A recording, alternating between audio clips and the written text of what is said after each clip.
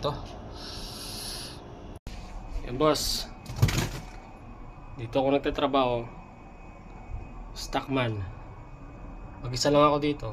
Maganda kasi ano eh, mas maganda to yung mag-isa ka lang, yung solo ka lang sa isang lugar.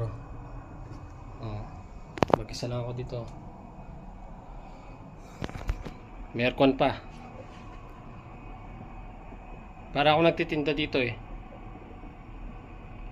Kapag pupunta dito yung mga cook, may kukunin, nililista ko yung kinukuha nila, tapos yun, para silang bumibili sa akin, para pumasok sa inventory. Yun. Maganda yung ganito, yung solo ka lang, para walang nakikialam.